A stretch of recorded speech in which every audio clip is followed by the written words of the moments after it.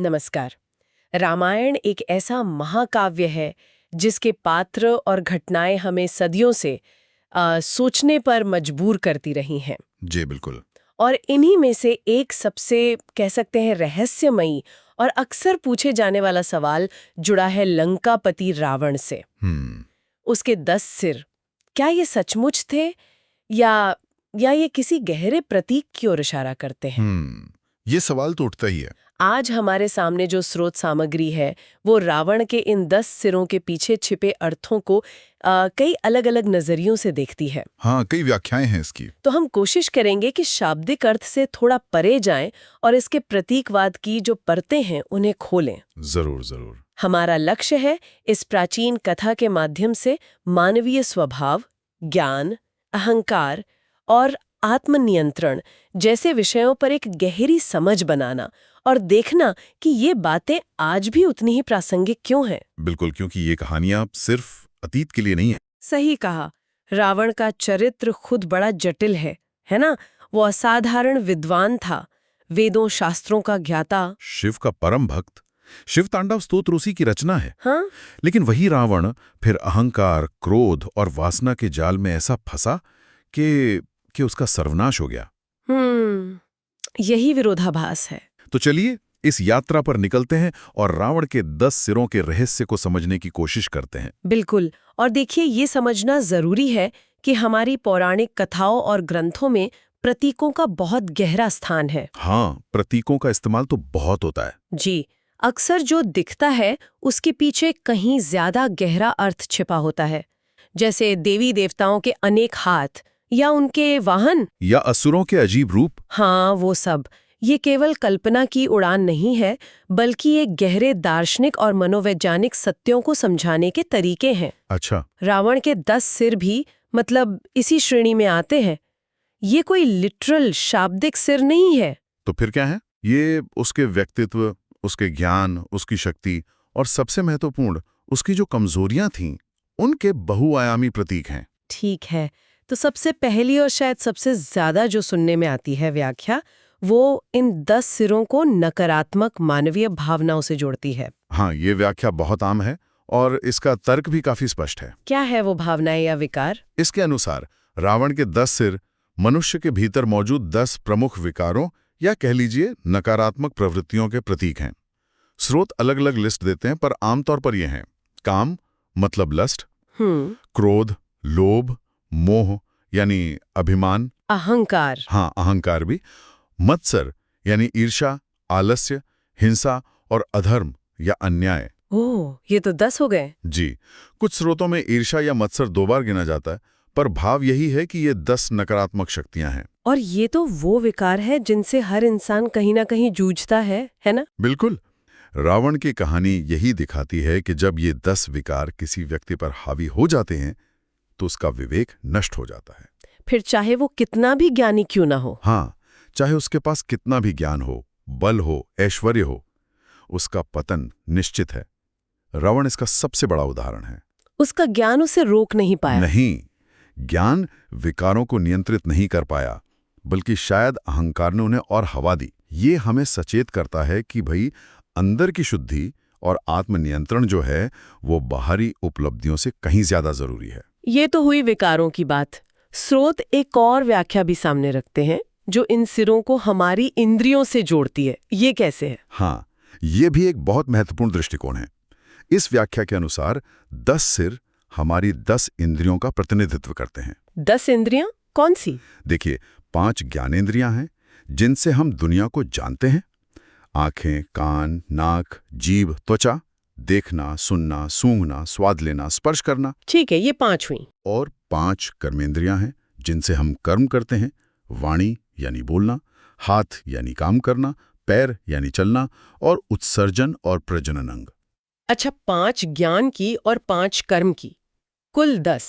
जी, तो इस नजरिए से देखें तो रावण वो व्यक्ति बन गया जो अपनी इंद्रियों का स्वामी नहीं रहा, बल्कि उनका दास बन गया।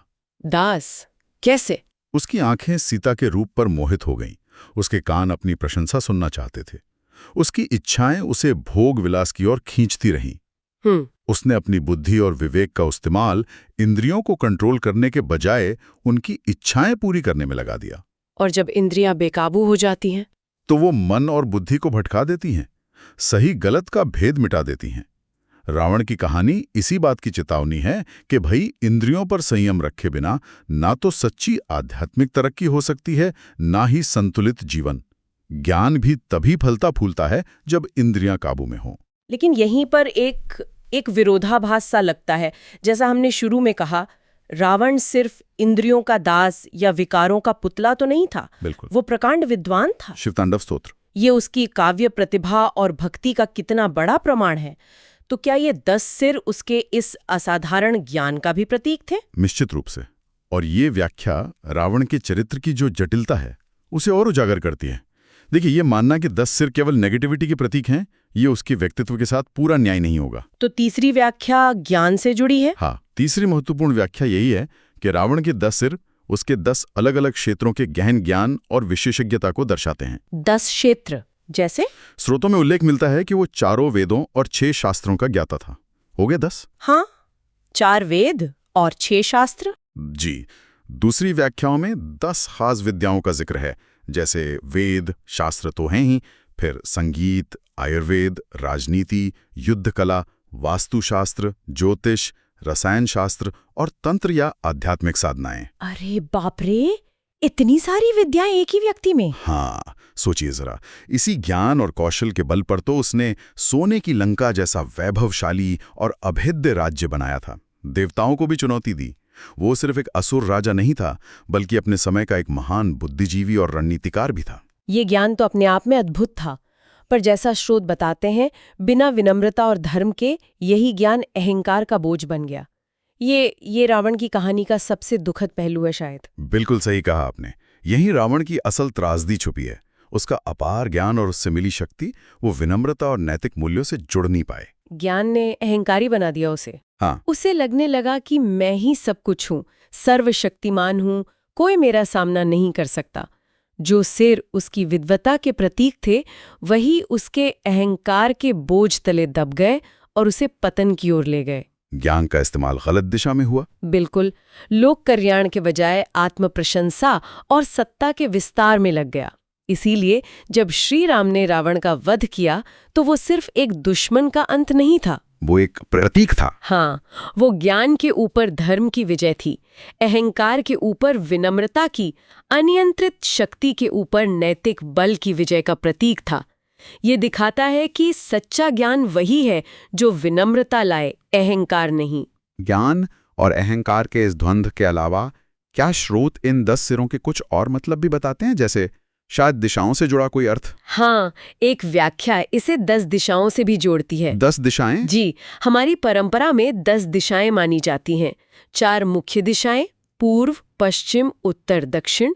4 कोने, ईशान, आग्नेय, नैऋत्य, वायव्य, और 2 ऊपर और नीचे, ऊर्ध्व और आधो। अच्छा, हाँ, तो 10 सिरों को इन 10 दिशाओं का प्रतीक मानने का अर्थ है कि रावण का प्रभाव, उसकी शक्ति, उसका आतंक वो 10 दिशाओं में फैला हुआ था। कोई कोना उसकी पहुंच से बाहर नहीं था। मतलब बहुत शक्तिशाली था। हाँ, इतना शक्तिशाली के माना जाता था वो ग्रहों की चाल भी बदल सकता था, लोकपालों को बंदी बना सकता था।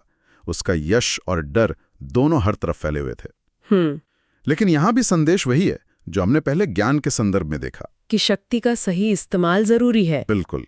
दिशाओं पर नियंत्रण या हर तरफ फैला असर तभी सार्थक है जब वो धर्म और मर्यादा के दायरे में हो।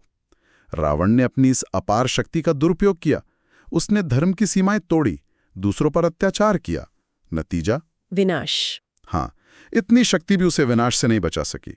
ये फिर से वही बात साबित करता है कि शक्ति का सही दिशा में, धर्म के अनुसार उपयोग ही कल्याणकारी है, वरना वो खुद के विनाश का कारण बन जाती है। ये दिलचस्प है कि कैसे अलग अलग व्याख्याएं घूम फिरकर एक ही मूल संदेश की ओर इशारा कर रही हैं, संतुलन और धर्म का महत्व। जी। एक और गहरा विचार जो स्रोत बताते हैं, वो इन 10 सिरों को रावण के भीतर के अलग अलग व्यक्तित्वों से जोड़ता है। ये क्या है? हाँ, ये एक बहुत ही कह सकते हैं मनोवैज्ञानिक और गूढ़ व्याख्या है। अच्छा। इसके अनुसार 10 सिर रावण के भीतर मौजूद 10 अलग अलग सत्ता मतलब एंटिटीज या व्यक्तित्व के पहलू थे। 10 व्यक्तित्व एक ही इंसान में? हाँ, सोचिए जरा, एक ही व्यक्ति के भीतर एक महान शिव भक्त है, एक क्रूर शासक भी है, एक ज्ञानी पंडित है तो एक कामी पुरुष भी, एक अहंकारी योद्धा है तो एक कुशल संगीतकार और कवि भी, एक स्नेह करने वाला पिता और भाई भी है, कुंभकर्ण और मेघनाद के प्रति उसका स्नेह दिखता है, और एक असुर भी।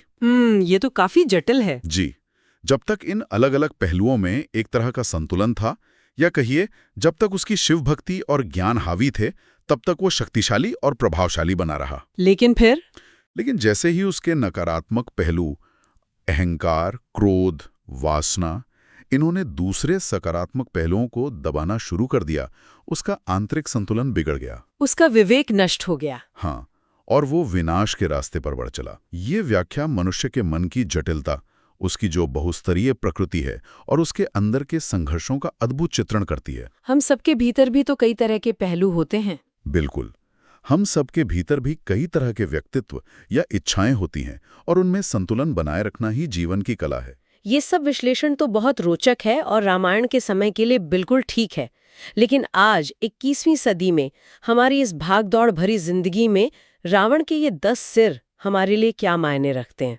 क्या इनकी कोई प्रासंगिकता बची है आज? देखिए, ये सवाल सबसे महत्वपूर्ण है, क्योंकि जैसा मैंने पहले कहा, पौराणिक कथाएं केवल अतीत की कहानियां नहीं होती। हाँ, वो आज भी कुछ सिखाती हैं। जी, वे शाश्वत सत्यों को समेटे होती हैं, जो हर युग में प्रासंगिक रहती हैं।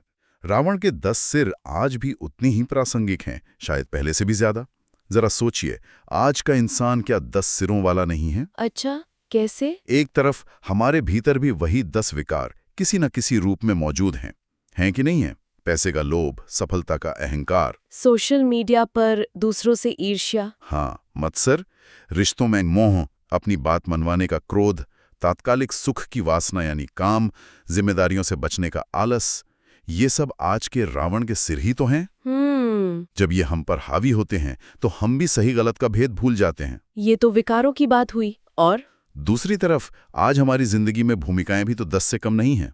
हमें एक अच्छा बेटा या बेटी बनना है, पति या पत्नी, माता या पिता, दोस्त, कर्मचारी, नागरिक, उपभोक्ता, कितनी सारी भूमिकाएं निभानी पड़ती हैं। हाँ, ये बात तो सही है, बहुत सारे रोल निभाने पड़ते हैं। और इन सभी भूमिकाओं की अपनी अपनी मांगें हैं, अपने अपने दबाव हैं। इनमें संतुलन साधना आज के युग की सबसे बड़ी चुनौती है। अगर संतुलन बिगड़ा तो? अगर एक भूमिका दूसरी पर हावी हो जाए, जैसे करियर परिवार पर हावी हो जाए या निजी महत्वाकांक्षा सामाजिक जिम्मेदारियों पर, तो जीवन का संतुलन बिगड़ जाता है। ठीक वैसे ही जैसे रावण के व्यक्तित्व का संतुलन बिगड़ा था। ये एक नया दृष्टिकोण है सोचने का। और अगर हम डिजिटल युग की बात करें तो यहां भी 10 नए सिर उगाए हैं। डिजिटल युग के 10 सिर? जैसे?